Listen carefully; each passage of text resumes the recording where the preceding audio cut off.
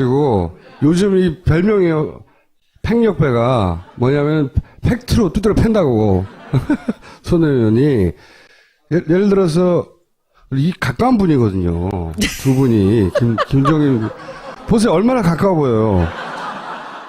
얼마나 가까워요. 오랜 세월 아셨고. 제가 이 분이. 사진 설명해 드릴게요. 네. 그 본청에 들어가면 저 위에 카메라가 가운데 이렇게 양쪽에 이렇게 있어요. 제가 일부러 이러는 거예요. 아, 일부러 찍으라고? 뭐 어떤 의도로? 친한가 보다. 쟤네 둘이는 무슨 얘기할까? 네. 그럼 내가 뭐라고 물어본지 아세요? 네. 박사님 몇 시쯤 나가면 좋을까요? 실제 대화 내용은? 네. 그걸 가지고 이제 언론에서는 둘이 굉장히 친밀한 관계로. 근데 사실은 오래 아셨잖아요. 사실은 친해요. 사실은 친한데 처음 이분 오실 때 그 이제 문 대표랑 이제 저랑 이 김종인 대표가 와야만 김종인 박사밖에 이 상황을 해결할 사람이 없다. 네. 막 탈당하고 난리 났을 때예요. 네. 근데 이제 문 대표 당연히 중진들도 그렇게 얘기했고. 네. 네. 그거 뭐 정말 끔찍했어요. 제가 7월부터 있었기 때문에 그 연말의 상황을 잘 알잖아요. 근데 문 대표님 입장에서는 김 대표가 오지 않을 거라는 걸 다 알고 계셨죠. 그러니까 제가 2012년도에 중반에도 제가 두 분을 한번 소개를 한 적이 있었어요. 그 다음에 비대위를 가셨고, 비대위를 가시고도 사실은 선거 직전에도 한 2주 전 정도에 그 캠프에서 팽당하셨어요. 그때 이미. 이미? 예. 대선을 하기도 전에? 진작에? 네. 본인도 알고 있었고요, 팽당한 알고 줄? 계셨어요. 2주 전, 3주 전인가 4주 전쯤에 벌써 태도가 달라진 게 있었는데, 이 김 박사님이 4년 동안을 박근혜 대통령의 가정교사를 했어요, 사실은. 한 달에 한 번씩을 만나서 경제 얘기, 정치 얘기를 해준 거예요. 못 알아듣는 건 뻔히 알 텐데. 그리고 그때 그러니까 그것도 학생이 속은 질문이 거지. 없었대요. 그게 속은 거지. 가족도 없고, 뭐 큰 돈에 욕심 없으니까 부패는 없을 거다. 이런 생각을 하면서 그 얘기를 이제 저한테 가끔 사람 하셨는데, 보는 진짜 없는 거예요. 없는 거지. 네. 4년을 만났는데, 매주, 매달. 그때 이제 이 두 분이 이제 좋지 않은 상태구나 해서 이제 그때 제가 이제 사실 문 대표님하고 한번 만나게 해드려서 이분이 마지막 순간에 우리 손을 들어주면 되지 않을까라는 그런 깜찍한 생각을 제가 했어요. 근데 일주일인가 닷새 남겨놓고 박캠프에서 다시 연락이 온 거예요. 그거 알았겠지. 마지막에. 아니야. 몰랐어. 그거는 전혀 몰랐고, 오케이를 한다고 대답 안 하셨어요. 그때는 내가 그럴 입장이 아니다라고 딱 거절하셨어요. 근데 했는데, 한 닷새인가 남겨놓고, 이제 판세가 안 좋아진 거죠. 그러니까 다시 전화를 해서, 이제 만나자고 해서, 사실은 뭐, 박사님을 어떻게 모시려고 했는데, 뭐 이래가지고 또 거기 넘어가셔서 마지막에 TV까지 나오신 거죠. 그리고 나서, 사람도 보고 기도 얇아야지. 딱 그 대통령의 그 당선이 되고 나서 지금까지 전화가 없대요. 이 바보야, 바보. 바보야. 바보야. 그런데 이제 그러고선 굉장히 많은 상처를 입으셨어요. 제가 그 홍보위원장을 간 다음에 굉장히 걱정을 많이 하셨어요. 손 대표 같은 사람이 그런 판에 들어가서 일하기 힘들 텐데. 가실 때도 들어오실 때도 상의를 했을 거 아닙니까? 저는 가기 전에도 상의했는데, 문 대표, 문재인이라는 사람하고 해서 관계는 알지만, 될 수 있으면 나는 안 갔으면 좋겠다라고 얘기를 정치에 하셨어요. 끼지 마라? 네, 하지 마라. 근데, 제가 그랬어요. 정치라는 게 원해서 가는 것도 아니고, 이게 지금 제가 그냥 볼 수만은 없는 상황인 것 같습니다. 라고 했더니, 본인이 정 가겠다면 할 수 없지만, 그 판에서는 아무도 믿으면 안 된다. 계속 궁금해 하시더라고요. 네. 어떻게 그래서 되나. 저는, 이분이 이 판이 도대체 어떻게 돌아가는 거예요? 뭐 이런 얘기. 그러면 이제 제가 얘기를 이렇게 해드리면서 이분이 아직도 정치에 관심 있으시구나 하다가 이제 문 대표님하고 슬쩍 얘기를 한 거죠. 김 대표님을 우리가 이 상황에 모셔오면은 지금 이 판이 좀 안정이 되지 않을까요? 했더니 문 대표님은 그 큰 눈이 더 커지면서 그분이 오실까요? 그때부터 이제 제가 한번 해보겠습니다라고 한 거죠. 근데 한 4, 5개월 걸렸어요. 안 오시겠다고. 정치 안 한다. 마지막에 참으로 어렵게 모셔왔고 1월 15일 날 이 넘겨주는 그 상황까지 저는 정말로 많이 힘든 일이 많았어요. 두 분이 남자들이 말귀를 잘 못 알아듣는 게 있잖아요, 원래. 두 분이 직접 전화를 안 해요. 그러니까 이분은 이 사람한테 얘기해서 이 사람이 여기다 연락을 하고 이 사람이 하는데 그 중간에서 자꾸 말이 달라지는 거죠. 그러니까 이쪽에서 이쪽대로 뭐 문 대표가 이런 생각을 하고 있는 것 같다. 이쪽에서 이쪽대로 저쪽에 뭐 누구가 어떻게 한다. 이런 얘기들이 들려서 나중에 이제 제가 중간에서 이분 확인하고 다시 아닙니다. 이분 확인하고 이 작업을 했어요. 그리고 마지막에 오시고 나서도 이제 문 대표님은 선대위를 먼저 만들어 놓고 그것이 자연스럽게 이제 한 3일 정도 뒤에 비대위로 넘어가도록 한다. 그랬더니 벼랑간 누군가가 자꾸 얘기를 하는 거예요. 이 김종인 박사한테. 지금 시간을 끌고 있다. 나중에 안 넘겨질 수도 있다. 막 이런 얘기를 하는 거죠. 절대 아닙니다. 절대 아닙니다. 해서 다시 한번 확인하고 절대 아닙니다. 자연스럽게 넘기기 위해서 이렇게 하는 겁니다. 해서 이제 마지막에 넘겨주면서 둘이 손을 잡고 박수를 치고 하면서 그때 김종인 대표님이 그러셨거든요. 나는 오늘 이 문 대표를 보면서 일말의 감동도 느껴졌다. 그런 말도 그때 했어요. 총선을 앞두고 이렇게 전권을 내려놓고 나한테 넘긴다는 것 자체는 놀라운 일이다. 그랬었어요. 거기까지. 자기가 이렇다 했더니 이제 손혜원이 우리끼리 얘기지만 우리 저하고 박사님하고 둘이 얘기하지만 혼자 하신 거 아니지 않습니까? 이건 일단 공개된 거잖아요. 예. 그렇죠. 팩트를 한번 때린 거죠. 왜냐하면 공개적으로 김종인 전 대표가 나는 이런 수모를 참으면서 내가 일당을 잃었다고 하니까 그 전후사정을 다 아는 손혜원이 우리 둘끼리는 알지만 그거 혼자 한 거 아니잖아요. 라고 이제 일단 살짝 때렸어요. 그 문 대표님은 참고 있는데 김종인 박사님 계속 이렇게 문 대표를 일방적으로 공격을 하는데 문 대표님이 그걸 받아서 같이 싸우는 사람이 아니잖아요. 그렇죠. 그 양반이 그렇죠. 문 대표님은요, 지난번에 제가 JTBC에 뭐 얘기해갖고 뭐 노인은 안 바뀐다 뭐 이런 얘기해갖고 한번 난리가 났었지 않습니까? JTBC가 이제 인터뷰 갔는데 이제 얘기하다가 김종인 대표한테 대해서 물어보니까 뭐 노인네들은 안 바뀌어요 원래. 라고 논평했다가 난리가 났죠. 종편만 본다고. 예. 종편만 본다고. 그 노인네 종편만 봐요. 노인네가 뭐 바뀔 리가 있어요? 그때도 저한테는 한마디 안 하셨는데 문 대표가 저한테 전화를 하셔서 너무 심기를 건드리지 마라. 같이 갈 사람인데. 저한테 그러셨어요. 김종인한테 너무 그러지 말라고? 우리 당 안에 친노나 친문이라고 분류되는 사람 중에 제가 좋아하는 국회의원 한 두 사람이 별로 저하고 친하지도 않아요. 그냥 소문이 나 있어 친문 성향인데 그 중에서도 굉장히 제가 좋아하는 국회의원이에요. 이 사람이 저더러 밥 먹자 그러더라고. 그러더니 밥 먹자고 하면서 저한테 끝까지 김종인 박사하고 끈을 갖고 마지막까지 좋은 관계를 유지할 때 제가 그 작업을 해야 된다는 거죠. 그러니까 지금 문 대표 쪽에서 사람들은 저한테 이 김종인 대표 화나게 하지 말고. 원래 처음에 오시고 온 분이니까. 네, 그렇게 했고 저는 지금도 김 박사님 존경해요. 누가 저를 어떻게 때리든지 간에. 그런데 저는 이분 지금도 이해가 안 되는 게 제가 질문하면 그냥 웃고 대답을 안 하세요. 근데 왜 이분이 이렇게 불신을 하는가. 처음에는 감동까지 했다 그러놓고. 네. 그 얘기도 하셨어요. 여기다가 보면. 왜냐면 김종인 대표가 당도 하나 제대로. 저는 저 글을 보고 되게 열받았어요. 뚜껑이 열린 게. 저런 얘기를 어떻게 해요? 당을 추스리지 못했던 사람이고 당과의 직전까지 몰고 간 게 문 대표냐고요. 나간 사람들이지. 근데 그 사람들이 제가 오늘 여러분들한테 비밀 하나 알려드릴게요.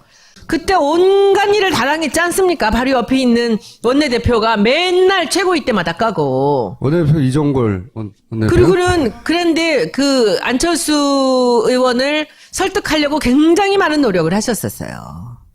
근데 이것도 문 대표님이 얘기하신 게 아니라 어떤 옆에 있는 분이 얘기를 해주셨는데 여러분들 기억나세요? 문 대표께서 안철수 대표 집에 찾아간 거? 네. 찾아갔죠.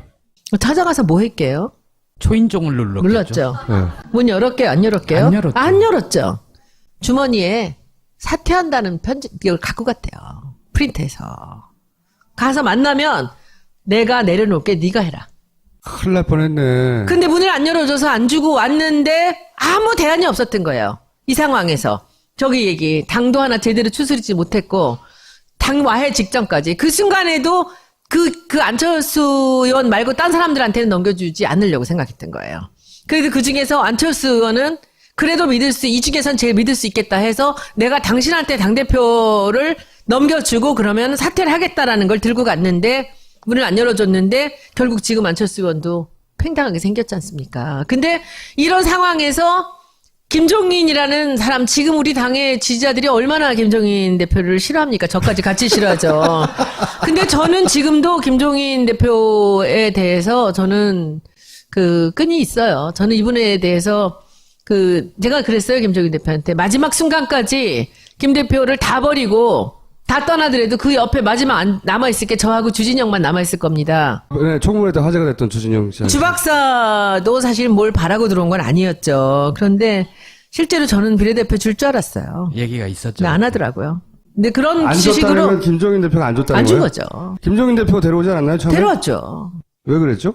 그 친구가 그 호불호가 좀 있습니다. 실력은 있는데 성격이 강하니까. 강하죠. 네. 그러니까 이제 좀 그 피해 입는 사람들도 있고 그렇다고 하지만 뭐 항상 그런 악역을 대기업에서 맡겼기 때문에 구조조정해야 되는데 항상 이제 칼잡이 시키고 했죠. 그런데 뭐 이번에 청문회에서 보셨지만 그 친구는 하고 싶은 말 다 하는 친구예요. 실력 있고. 근데 둘이만 남아있을 거다라고 하는데 전 지금도 그렇게 생각합니다. 근데 김 박사님. 이런 말씀을 하셔도 김종인 대표가 SNS 잘 하지도 않고 파파이스는 더구나 안 볼 거고. 아까 그 말씀드렸던 그 우리 당에 그 옆에 호위무사들이 있습니다. 네.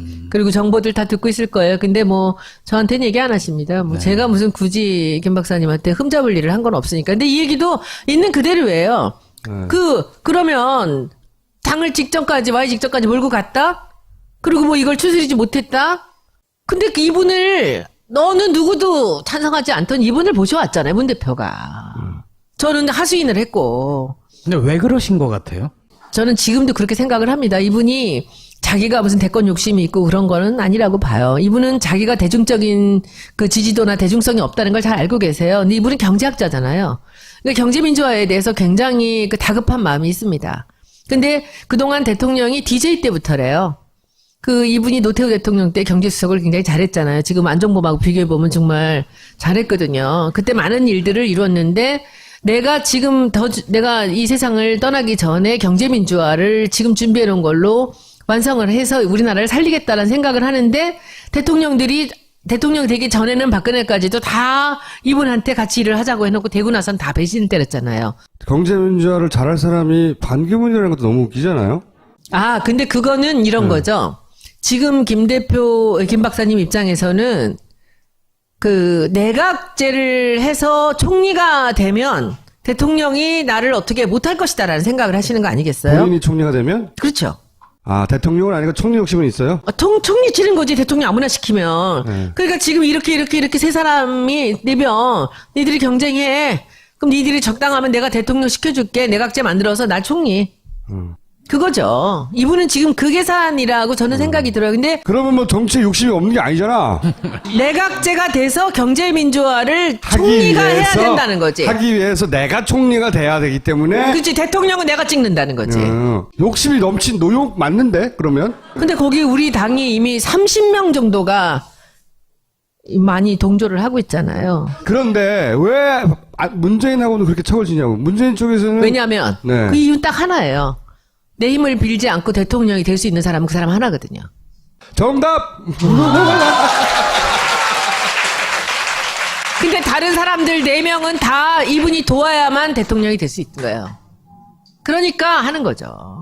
그런 의도도 알겠고, 그런 이유도 알겠는데, 근데 앞으로 계속해서 이러실 거잖아요.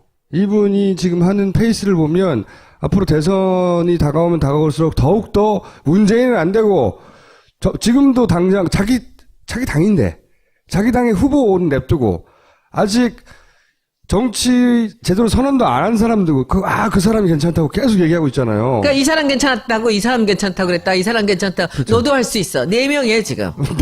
이걸 경쟁을 시켜서 나한테 한번 충성 경쟁을 해봐. 네. 이거죠. 본인에 대한 과대평가도 굉장히 심한 것 같아요. 아, 근데 이제 그게 그렇게 얘기할 수 없는 게, 네. 보세요. 지금 이 개혁보수 신당에서 30명이 나갔잖아요. 이 사람들한테 리더가 없어요. 그러니까 김종인도 탈당할 수 있다? 그럼 뭐 탈당을 하든 안 하든. 그리고 또 하나 지금 국민의당도 그렇죠. 그리고 우리 당에서. 그러니까 저는 사실 이분이 가지고 있는 정치적 그림이나 계산은 누구나 할 수 있는 거예요. 그러면 나가서 하라는 거지. 왜 여기 앉아서 계속. 여기서 해야지 잘 유리하지. 물론 그렇겠죠. 그러니까 우리가 우리 입장 생각하면 안 되지. 그 입장에서는 이 당 안에서 하는 게 유리하지. 그렇지. 다른 날, 그래야지 더 껄끄럽지. 그렇죠. 껄끄럽지. 그렇지만 그게 예의도 아니고 사람이. 정치하는 사람들 예의 지키는 거 보셨어요? 근데 자기는 왜 예의를 안 지키면 남 보고 자기한테 예의를 안 지킨다고 화를 내냐고. 그러니까 지금 여기서는 지금 김종인 박사가 갖고 있는 큰 그림을 보면요. 네. 우리 당 30명. 개보수 30명. 네. 그리고 국당 30명. 내가 그 개보수 하지 말라고 장재훈한테 얘기했다고. 개자가 앞에 붙으면 개 살고 개 망고. 개는 다 나쁜 거거든요. 그래서 보수 개혁이라 장명 전문가인데 내가 바꾸라고 그랬다고. 걔가 앞에 가면 뒤에 게 망가지니까 보수 개혁 신당에 해서 해라. 그랬더니 그거를 못 바꾼 거야. 그래서 개보수가 됐잖아요. 지금. 아무튼 민주 30, 개보수 네. 30. 30, 네. 개보수 30, 민주 30. 그리고 우리 당에 30. 90명이에요. 그러니까 그럼 30명 나오면 우리가 적어져요, 더. 그런 생각을 하겠죠. 하겠지. 하겠는데 그렇게 사주처럼 안 돼요. 그런데 저는 가능할 수도 있다고 생각을 합니다. 왜냐하면은 지금 개보수가 기댈 언덕이 없어요. 아니 물론 개보수가 비빌 언덕이 없고 그리고 김종인 대표가 내가 저기에서 대빵할까 하는 생각을 할 수 있어요. 할 수 있는데 김종인 대표가 크게 착각하는 것은 본인이 가지고 있는 정치적 영향력이나 말빨이 자기 주변에 있는 사람만큼 전 국민한테 먹힌다는 착각을 하고 있는데 그러니까 총리지. 그러니까 아니 그리고 그러니까 야, 안 따라간다고. 나가자 그러는데 안 따라간다고. 뒤에 없어. 네. 보세요. 지금 이 우리 당에서 지금 움직이는 그 이름이 올라 있는 30명을 보면은 이 사람들 세 당 지금 30명의 공통점이 하나 있어요. 네. 문재인이 싫은 거예요. 그렇죠. 그건 당연해요. 네. 이럴 때 항상 이 당이 흔들렸거든요. 우리 당이. 네. 근데 우리 당이 지금 40%란 말이야. 제가 말씀드리고 싶은 게 그건데 저항력이 약해졌을 때 활동을 하거든요. 그분들이 군요. 그렇지.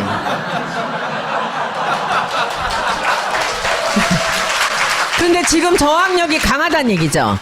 그러니까 지금 지금 추 대표가 강단이 있어요. 추미애 대표가 이 박지원 대표의 천적이거든요.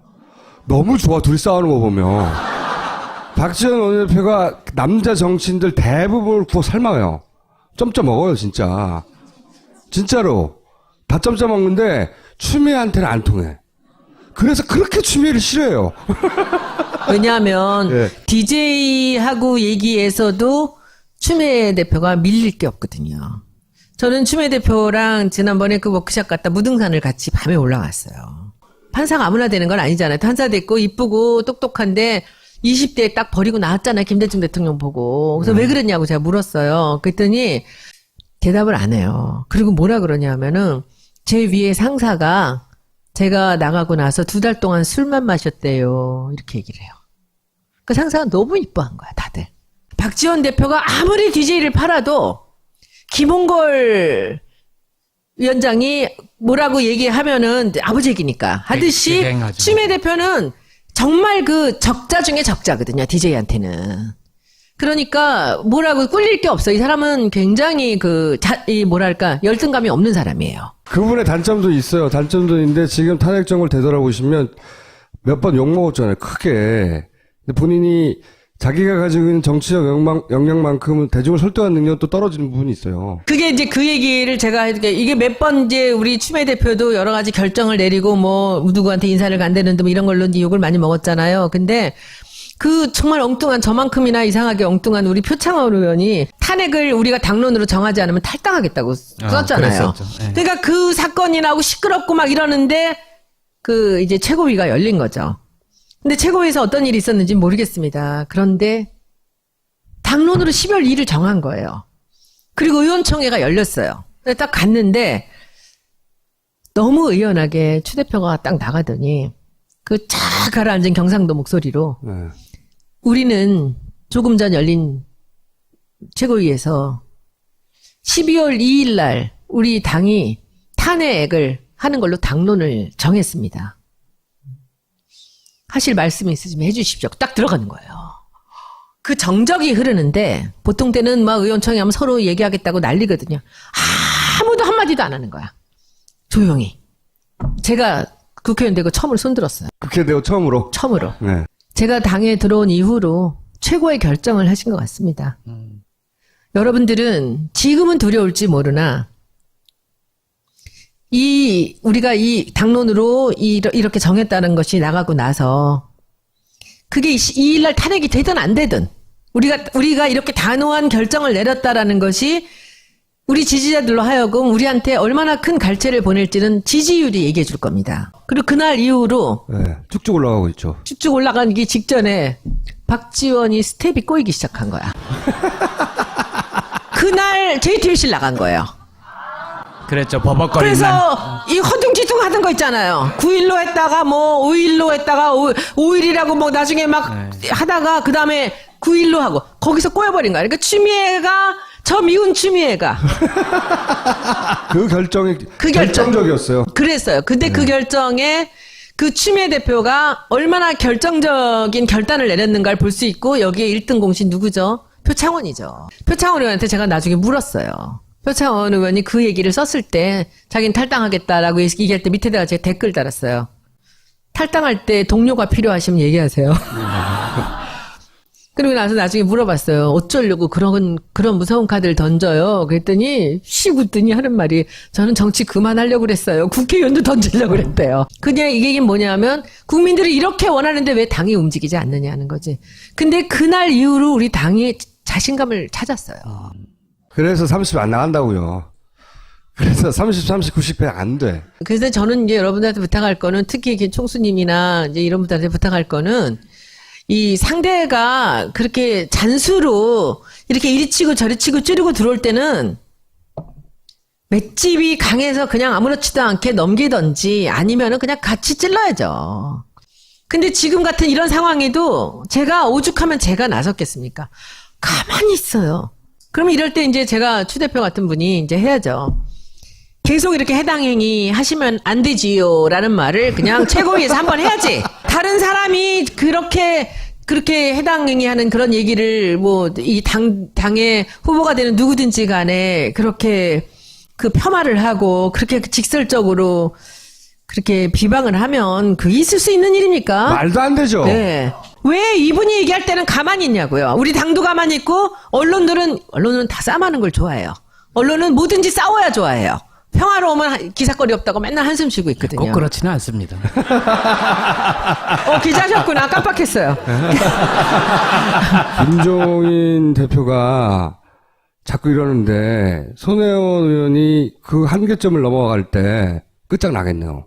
아니, 저는 이런 거예요. 만약에 저는 김 대표님이 개헌 얘기할 수 있고 내각제 얘기 다 맞는 얘기일 수도 있습니다. 그러나 문재인을 밟고 올라가려고는 하지 말란 얘기예요. 그쵸? 자기 생각 갖고 자기 이론으로 나갈 수 있는 분이잖아요. 근데 왜 그 사람 카드는 맨날 문재인이어야 되냐고요. 자기 힘으로 나가라고. 그러면. 그러니까 이분이 언론에서 좋아하는 게 이분한테 얘기시키면 계속 문재인을 까거든요. 저한테 한번 그러더라고요. 나는 뭐 미련 없어요. 나는 미련 없어요. 이 당에. 뭐 나는 그만두면 떠나면 그만이고 뭐 이렇게 얘기를 해요.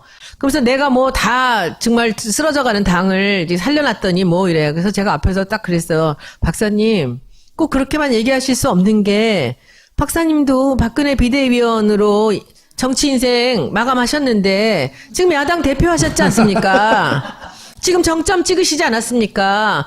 혼자만 뭔가를 베풀었다고 생각하시면 안 되죠. 문 대표 때문에 정치인으로서 최고의 자리에 가지 않으셨습니까? 그리고 총선을 진두지휘하셨고 그래도 저는 지금도 정청래 의원 공천 탈락은 저는 이해할 수 없습니다만 그러면 그냥 웃으세요. 저는 사실 김종인 대표한테 제가 어긋나기 시작한 게 정청래 의원 공천 탈락입니다. 그때 저는 사실 참을 수가 없어요. 저는 제가 그날 당일날 아침까지 문자를 넣었어요. 정청래 공천 탈락이란 소문이 자꾸 나길래 박사님 정청래는 자르시면 안 됩니다. 정청래한테는 이 젊은이들의 아주 이 지지자들이 많은 사람들이 따라붙어 있기 때문에 안 됩니다. 그런 일 없습니다. 이러셨어요. 근데 그렇게 되고 나서 이제 제가 당에 안 나가기 시작했어요. 홍보위원장이었잖아요. 그러다가 엉뚱하게 이 사람들 저 책임이 있어. 저는 마지막 질문 하나 드릴게요. 김종인 대표가 저렇게 개헌 깃발 들고 저러는데 대선 전에 개헌이 가능할 거라고 보고 그러는 겁니까? 가능하지 않은 줄은 본인도 알지 알죠? 않으실까요? 네. 그래서 이제 그냥 깃발인 거죠? 얘기로는 그런 얘기들도 아주 유력한 그 정치평론가는 그렇게 얘기를 하더라고요. 이렇게 해서 그 문 대표가 선거 공약으로 이 개헌 공약을 내게 만들려는 작전이 아닌가. 그런 거죠. 예. 네, 그런 얘기들도 하는데 저는 뭐 잘 모르겠습니다. 거기까지는. 박지원 원내대표의 천적이 추미애였듯이 김종인 전 대표의 천적은 사실은 손혜원 의원이 아니에요. 저는 좋아합니다, 김 박사님. 아니, 조언을 계속 하면서 아닌 건 아닌 거죠. 제 말이 그거예요. 예. 좋아하는데 아니잖아. 아니요, 저는 김 박사님이 본인의 소신으로, 본인의 이론으로, 본인의 그 경제 능력과 정치 능력으로 저는 좋은 사람들하고 모아서 본인의 뜻을 이룰 수 있을 수도 있다고 생각합니다. 그러나 문재인을 밟고 가지는 마십시오라고 말씀드리고 저는 떠납니다. 네, 감사합니다.